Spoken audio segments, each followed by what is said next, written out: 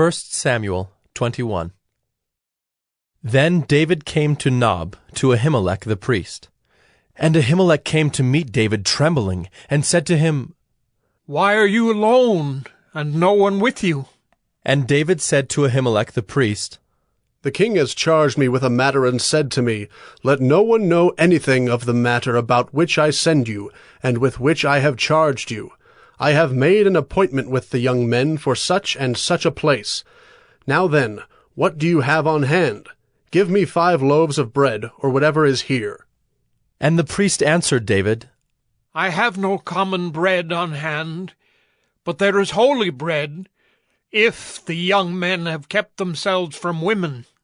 And David answered the priest, Truly women have been kept from us as always when I go on an expedition.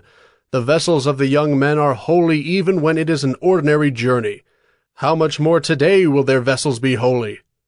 So the priest gave him the holy bread, for there was no bread there but the bread of the presence, which is removed from before the Lord, to be replaced by hot bread on the day it is taken away.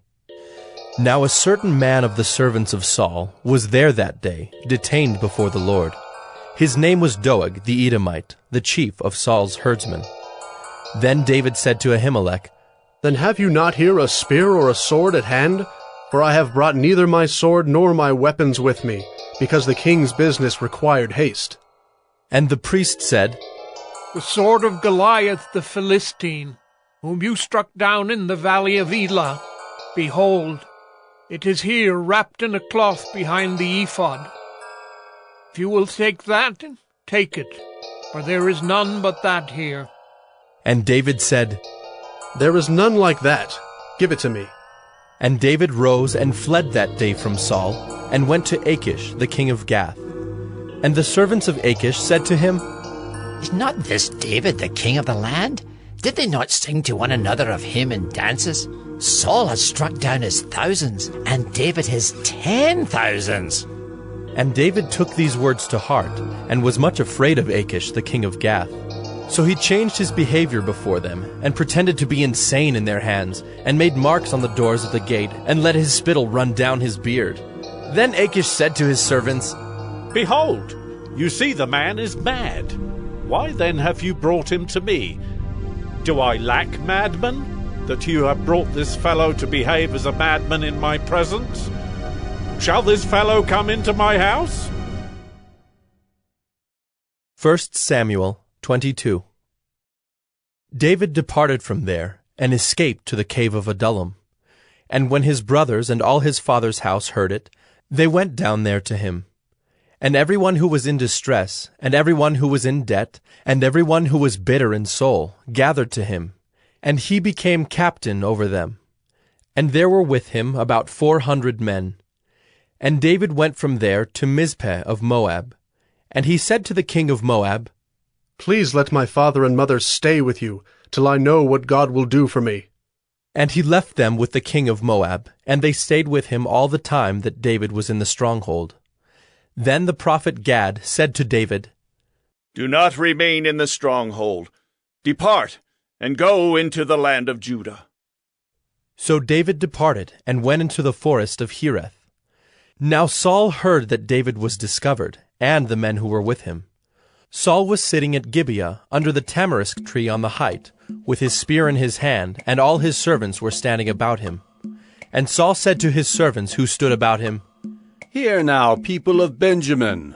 Will the son of Jesse give every one of you fields and vineyards? Will he make you all commanders of thousands and commanders of hundreds, that all of you have conspired against me?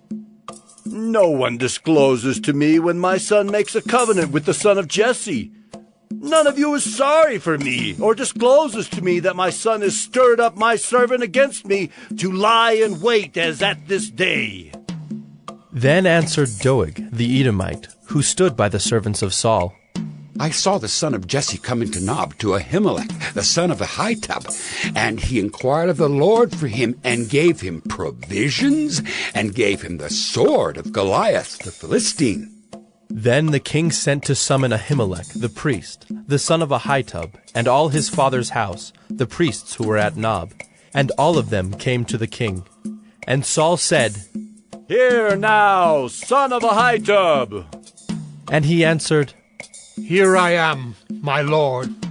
And Saul said to him, Why have you conspired against me, you and the son of Jesse, in that you have given him bread and a sword, and have inquired of God for him, so that he is risen against me to lie in wait, as at this day? Then Ahimelech answered the king, And who among all your servants is so faithful as David, who is the king's son-in-law, and captain over your bodyguard, and honored in your house? Is today the first time that I have inquired of God for him? No. Let not the king impute anything to his servant, or to all the house of my father, for your servant has known nothing of all this, much or little. And the king said, You shall surely die, Ahimelech, you and all your father's house. And the king said to the guard who stood about him, Turn and kill the priests of the Lord, because their hand also is with David, and they knew that he fled and did not disclose it to me. But the servants of the king would not put out their hand to strike the priests of the Lord. Then the king said to Doeg, You, turn and strike the priests. And Doeg the Edomite turned and struck down the priests, and he killed on that day 85 persons who wore the linen ephod. And Nob, the city of the priests, he put to the sword, both man and woman, child and infant, ox, donkey, and sheep he put to the sword. But one of the sons of Ahimelech, the son of Ahitub, named Abiathar, escaped and fled after David. And Abiathar told David that Saul had killed the priests of the Lord. And David said to Abiathar, I knew on that day, when Doeg the Edomite was there, that he would surely tell Saul, I have occasioned the death of all the persons of your father's house. Stay with me, do not be afraid, for he who seeks my life seeks your life. With me you shall be in safe keeping. 1 Samuel 23. Now they told David, Behold, the Philistines are fighting against Keilah and are robbing the threshing floors. Therefore David inquired of the Lord, Shall I go and attack these Philistines? And the Lord said to David, Go and attack the Philistines and save Keilah. But David's men said to him, Behold, we are afraid here in Judah. How much more then if we go to Keilah against the armies of the Philistines? Then David inquired of the Lord again, and the Lord answered him, Arise, go down to Keilah, for I will give the Philistines into your hand. And David and his men went to Keilah, and fought with the Philistines, and brought away their livestock, and struck them with a great blow. So David saved the inhabitants of Keilah.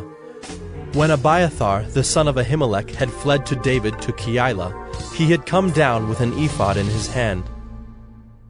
Now it was told Saul that David had come to Keilah, and Saul said, God has given him into my hand, for he has shut himself in by entering a town that has gates and bars. And Saul summoned all the people to war, to go down to Keilah, to besiege David and his men. David knew that Saul was plotting harm against him, and he said to Abiathar the priest, Bring the ephod here.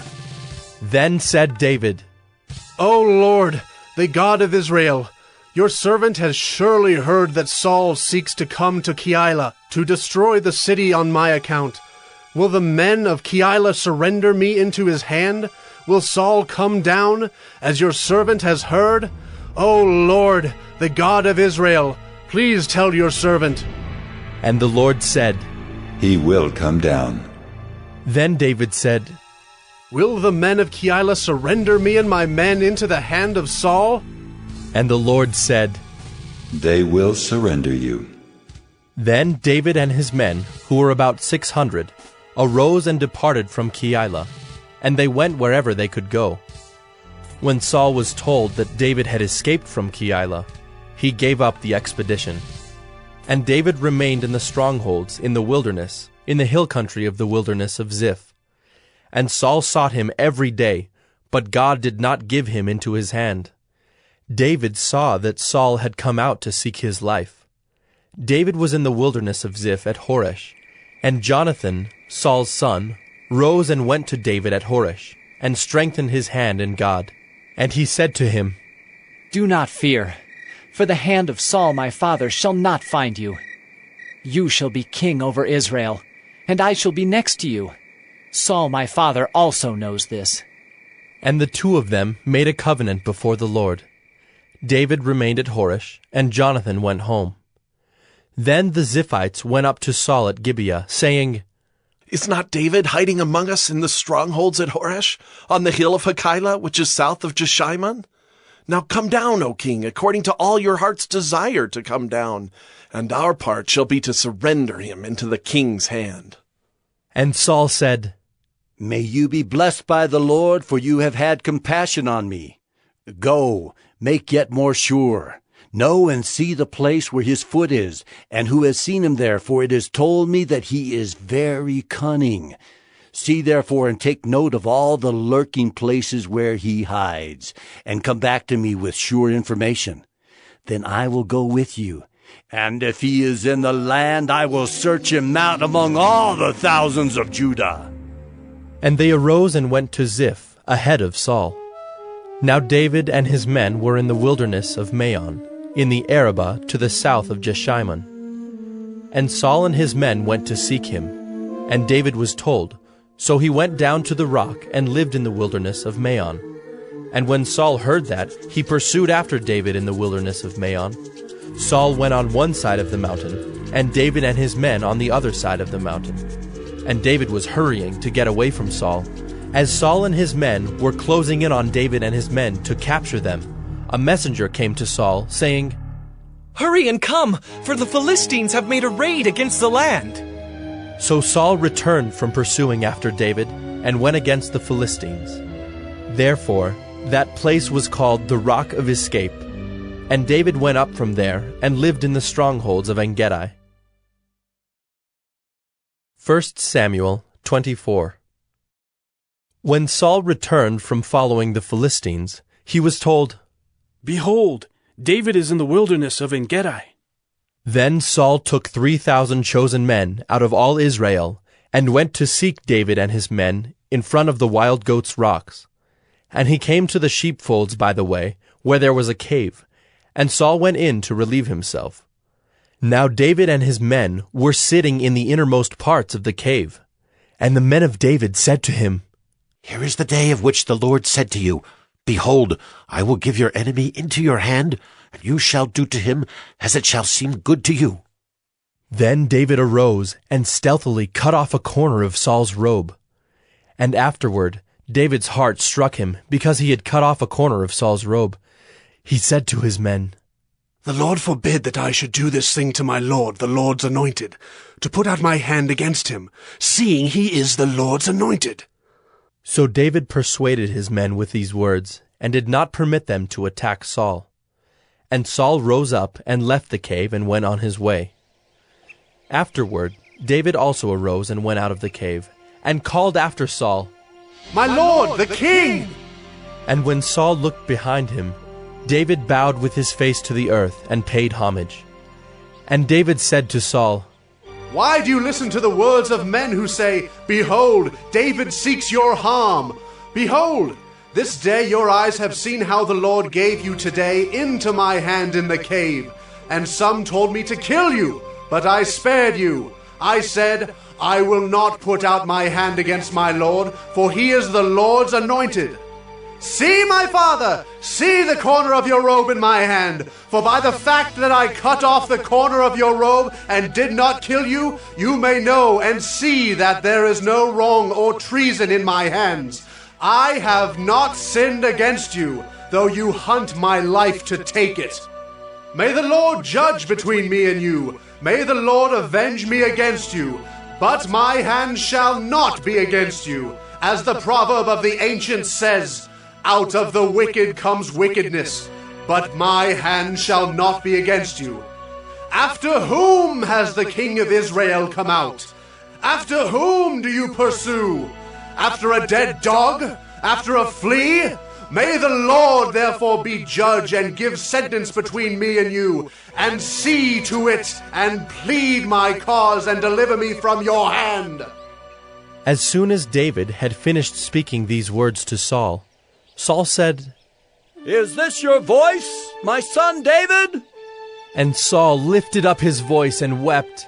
He said to David, You are more righteous than I, for you have repaid me good, whereas I have repaid you evil. And you have declared this day how you have dealt well with me, in that you did not kill me when the Lord put me into your hands. For if a man finds his enemy, will he let him go away safe? So may the Lord reward you with good for what you have done to me this day. And now, behold, I know that you shall surely be king, and that the kingdom of Israel shall be established in your hand. Swear to me, therefore, by the Lord, that you will not cut off my offspring after me, and that you will not destroy my name out of my father's house. And David swore this to Saul. Then Saul went home, but David and his men went up to the stronghold.